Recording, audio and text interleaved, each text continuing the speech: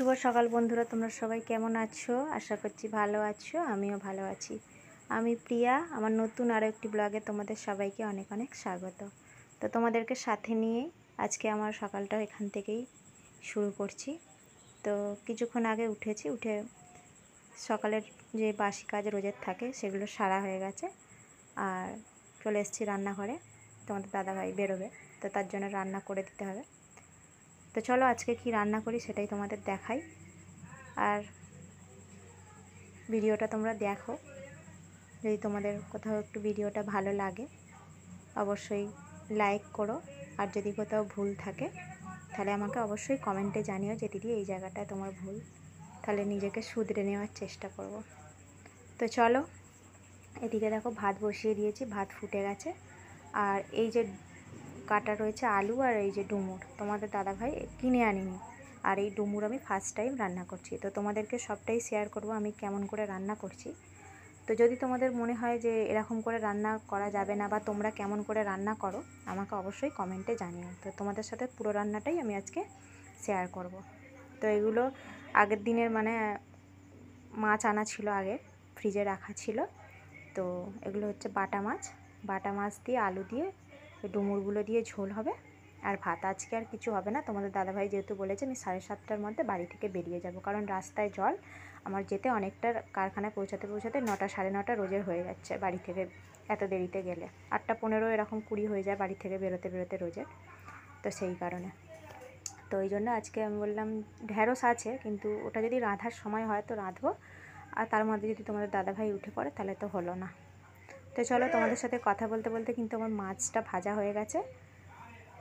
7 পিসের মতন মাছ ছিল, বাটা মাছ। তো চলো মাছগুলো ভেজে নিয়েছি। আর আজকের ঝোলটা আমি শুধু কাঁচা লঙ্কা আর এই যে তেজপাতা, শুকনো লঙ্কা আর কালো জিরে ফোড়ন দিয়েছি, এইটা আর একটু হলুদ দেবো। তো ব্যাস এই দিয়েই রান্নাটা করব। তো আর এদিকে আলু,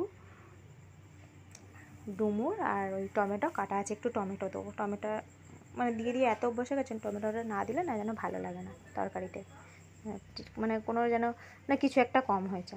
তো যাই হোক, কোনো মশলা দেবো না। জিরাটা ঠিক আমার ভালো লাগে না দিতে তরকারিতে। আদাটা তবু ঠিক আছে, জিরাটা দিলে না কেমন যেন গন্ধ গন্ধ ছাড়ে। তো চলো যাই হোক, এদিকে আলুগুলো দিয়ে দিয়েছি। আলুগুলো একটু লাল লাল করে ভেজে নেব, নিয়ে তারপরে ডুমুরগুলো দেবো। ভয় হচ্ছে তরকারিটা যদি নষ্ট হয়ে যায়, কোনো দিনও করিনি, আর মাকেও জিজ্ঞেস করিনি, আমার শাশুড়ি মাকেও জিজ্ঞাসা করিনি। আর হয়েছে কি, তোমাদের দাদাভাই এদিকে আমাদের একটা ভেড়ি বলে জায়গা আছে। তো তোমরা যারা এখানে আমার পিয়ারা বাগান থেকে ভিডিওটা যদি কেউ দেখে থাকো তাহলে চিনবে, আর যদি অন্য কোথাও হয় তো আমাদের এখানে একটা ভেড়ি বলে জায়গা আছে। তো ওখানে ওই জলের যে প্রকল্প, ওই যে জল, আমাদের এখানে বৃষ্টি হলে না প্রচুর জল জমে, বিশেষ করে ওই ভেড়ির ওদিকটায় এত জল জমে যে ভেলা চালাতে হয়। তো এবার দিন বৃষ্টি হয়েছে, তোমাদের দাদাভাই কাজে যায়নি, আর সব 3-4 জন বন্ধুবান্ধব মিলিয়ে ওদিকে গিয়েছিলো ভেড়ির দিকে। তো ওখানে কোথাও ডুমুর গাছ দেখেছিলো, তো সেখান থেকেই ডুমুরগুলো পেরে নিয়ে এসে চারজনে কতজন গেছিলো নিজেদের মধ্যে ভাগাভাগি করে নিয়ে এসে তোমাদের দাদাভাই বলছে তুমি কিন্তু রান্না করবে। এবার আমি না প্লাস্টিকেই রেখে দিচ্ছি, আমার আর খেয়ালই নেই। তো সেইভাবে এদিকে জল উঠে যাবে সেই চিন্তায় আছি, আর অতটা খেয়াল করিনি, গুরুত্বও দিইনি। তো তোমাদের দাদাভাইয়ের ঠিক মনে আছে। এবারে আজকে গতকাল রাত্রে বলছে যে কী গো ডুমুরগুলো কী করলে, কালকে কিন্তু মাছ দিয়ে ঝোল করবে, মাছ আনা আছে না? আমি বললাম হ্যাঁ, কিন্তু যখন বলছে রাত্রিরে কেটে রাখো, কাটতে সময় লাগে, এগুলো কেটে রাখো।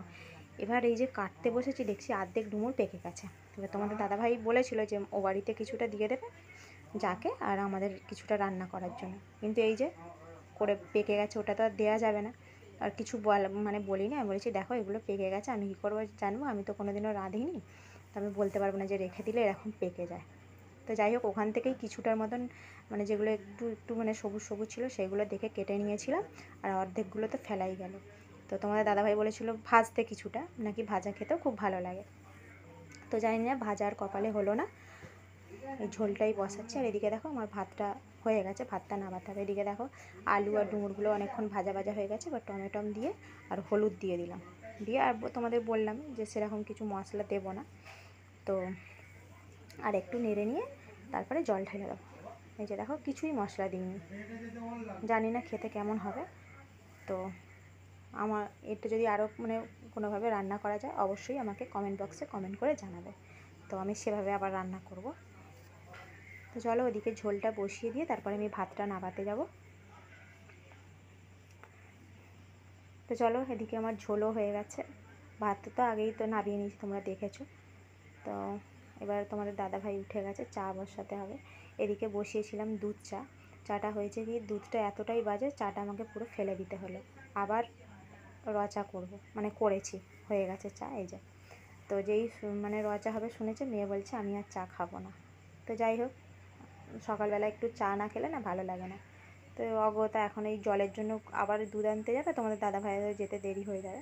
তো সেই কারণে চাই করে ফেললাম। একদিন খাওয়াই যায়, এমন তো নয় যে ওটা খাওয়া নয়, বরঞ্চ চাটাই ভালো। কিন্তু ওই যে সবার দুধ চা খেয়ে অভ্যাস হয়ে গেছে, খাবে না।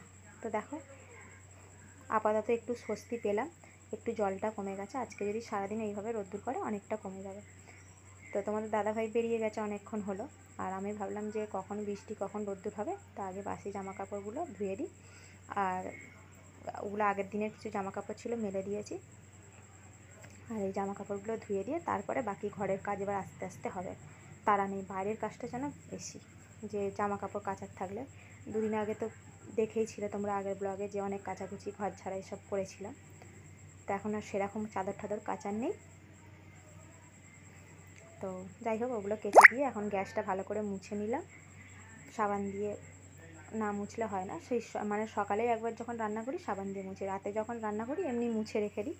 আর সবসময় তো সাবান দিয়ে মুছি না।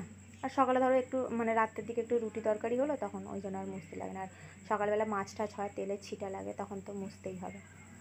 তো ওদিকে গ্যাস মুছে বাসন টাসনও আমার পরিষ্কার করা হয়ে গেছে। এবার এদিকে চলে এসেছি ঘরে। আমি বিছানায় উঠছি না, ওই যে বাসন মাজতে গিয়ে আর ওই করতে গিয়ে না আমার নাইটিটা একটু ভিজে গেছে। তো ওই কারণে মেয়েকে বললাম, মানু উপর থেকে বালিশগুলো ফেলে মানে নিচে ফেলে দে, আমি খালি ওপর ওই দিকটাও ঠিক করেই দিয়েছে।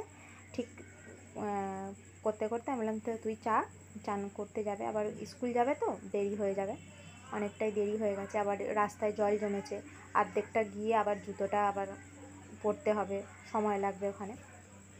তো মা যাবে দিতে, যা ছেলেটা কালকে শরীরটা ভালো ছিল না বলে যায়নি, আজকে যাবে। ওই কারণে মা বলেছে আমি ওইখানটা ওদেরকে গিয়ে জুতো মোজাটা পরিয়ে দিয়ে আসবো। আর মানে মেয়ে নিজেরটা পরে নেবে, আর ছেলেটা তো পড়তে পারে না, ওই জন্য মা যাবে ওদের সাথে, দিয়ে আসবে। তো সেই কারণে আমি বললাম, যা তুই তাহলে চান টান করে নে। আমার এখনও ঘর ঠরও মানে পরিষ্কার করা হয়নি, ঘরটা পরিষ্কার করে আবার ওকে খেতে দিতে হবে। তো এই কারণে আগে চলে এসেছি, আগে বাইরের কাজটা করছিলাম, নাহলে এদিকের কাজটা হয়ে যেত। কিন্তু যাই হোক, ও চান করতে করতে আমি ঘরদোর ঝাড় দিয়ে পরিষ্কার করে নেব। বিছানাটা আগে তুলি। আর সকালবেলা একবার মুছি, তোমরা জানোই, যারা আমার ভিডিও দেখো তারা জানো যে সকালবেলা একবার উঠে মানে কোনো রকম ওটাকে ওই জাস্ট বাসি ঘরে রান্নাবান্না বসাবো, সেই জন্য একটা নেতায় করে মুছে নিয়ে কোনো রকম বেরিয়ে যাই। তো এবার বিছানাটা তোলার পরে ঘরদোরটা ভালো করে ঝাড় দিয়ে আর মুছে নেবো। দেখো কী সুন্দর রোদ্দুর বেরিয়েছে, একদম রোদ্দুর একদম চকচক করছে, আর ঘরটা পুরো আলো আলো হয়ে গেছে, এত রোদ্দুর। তো জানি না, আবার বলছে নিম্নচাপ হবে, নিম্নচাপ এলে না খুবই অসুবিধা, বলো না, একটা ঘরদোরে যদি ঘরের মধ্যে জল থাকে তো কীরকম অসুবিধা হয়। তো কিছু করার নেই, প্রকৃতির নিয়ম যেটা, সেটা তো হবেই। সব কিছু প্রকৃতির ওপরেই ছেড়ে দেওয়া যাক, দেখা যাবে, যা হবে তাই হবে। যাই হোক, এখন ঘরদোরগুলো ঝাঁট দিয়ে নিই, মেয়ে এসে যাবে চান করে, ও এসে গেলে খেতে ঠেতে দিতে হবে। আর এখনও টিফিন বানানো হয়নি জানো বন্ধুরা। তো আজকে ভেবেছি একটু টিফিন বানিয়ে দেবো। তো কী টিফিন বানাই দেখি, ওকে আগে জিজ্ঞাসা করি কী নিয়ে যাবে। তো আগে ঘরটা মুছি, ঘড়িতে এখন 9টা বাজে, আর টিফিন বানাতেই হবে, আজকে কিছু বানিয়ে দেবো। আগে ঘরটা মুছে নিয়ে ওকে খেতে দিয়ে আমার টিফিন বানানো হয়ে যাবে। ও একটু তাড়াতাড়ি আজকে চান, বললাম তোমাদেরকে একটু তাড়াতাড়ি চান করতে গেছে। তো চলো ঘরটা মুছে নিই, এখন না খুব সুবিধা হয়েছে, মানে আরেকটু করে উঁচু উঁচু হয়ে গেছে, ওই জন্য ফটাফট মোছা হয়ে যাচ্ছে। আগে ধরো খাটটা একটা ওই মানে যে কাঠের এগুলো হয় না, ওই যে টুলগুলো খাট রাখার জন্য ওর ওপরে থাকতো, ছোটো ছোটো যে টুলগুলো হয়। আর এবারে জল উঠে যাওয়ার ভয়, তো তোমাদের দাদাভাই আর আমার দেওর মিলে মানে দুটো ইটের ওপরে করে তুলে দিয়েছে, ওই জন্য ফটাফট মোছা হয়ে যাচ্ছে, তাড়াতাড়ি করে ওর মধ্যে ঢুকে মুছে নিচ্ছে। আর সেরকম তো খাটের তলায় সেরকম কিছু জিনিস নেই, 3টে খালি ড্রাম আছে, আর এগুলো ওই যে বাসনের গামলা, সব বাসন ফাসন মেজে মেজে রাখি, 3টে গামলা এগুলো আছে। আর এক্সট্রা যেগুলো জামা কাপড় এই যে সারা হপ্তাহ ধরো পরা হয়, সেই জামা কাপড়ের মানে একটা গামলা রাখা আছে, দড়িতে কত রাখবো, চারিদিকে ঝুলঝুল করলে না ভালো লাগে না, তাই ওই মানে বাইরের দুটো দড়ি পুরো ভর্তি হয়ে গেছে। তো যাই হোক, মানুষ থাকলে জামা কাপড় থাকবে, যাই বলো না কেন। তো এদিকে দেখো মেয়ে চান করে এসে বলছে, মা আজকে তো আমার তাড়াতাড়ি হয়ে গেছে। আমি বলছি তাহলে মানে হয়ে গেছে যখন, তাহলে পুজোটা দিয়ে দে। তো পুজো দিতে বসেছে, আর আমি এদিকে দেখো ওর জন্য আমি বলছি কী বানাবো, পরোটা বানিয়ে নিলে আলুর তরকারি করতে হবে। তো ঘরে চাও ছিল আর পাস্তাও ছিল। তো আমাকে জিজ্ঞেস করলাম, মানুষ চাও করে দেবো না পাস্তা? বলছে যাই করে দেবে ডিম ছাড়া করে দেবে, কারণ ডিমটা ঠান্ডা হয়ে গেলে নাকি আষ্টেনি গন্ধ ছাড়ে। বললাম ঠিক আছে, সব কিছুই যখন আছে তাহলে পাস্তাটা একটু পাস্তা করি, মেয়েও খেয়ে নেবে, মানে মেয়েকে টিফিনে দিয়ে দেবে, আমিও একটু খেয়ে নেবো। তো ওই ভেবে বসিয়ে দিয়েছি। পাস্তাটা একটু ভাপিয়ে মানে সেদ্ধ করে নিলাম, নিয়ে আর এই যে দেখো বেশি কিছু ছিল না সবজি, গাজর হাফ ছিল আর ক্যাপসিকাম একটা ছিল, ওটাকে কুচিয়ে নিয়ে একটু ভেজে নিয়েছি, নিয়ে আর এই যে সেদ্ধ করা পাস্তাগুলোর মধ্যে দিয়ে দিলাম, দিয়ে আর এই যে করে নেবো। তো এদিকে দেখো খেতে বসে গেছি। তো আজকের ভিডিওটা এখানে অবধি। তোমরা যে যেখান থেকে ভিডিওটি দেখছো সবাই ভালো থেকো, সুস্থ থেকো, দেখাবে পরের ব্লগ।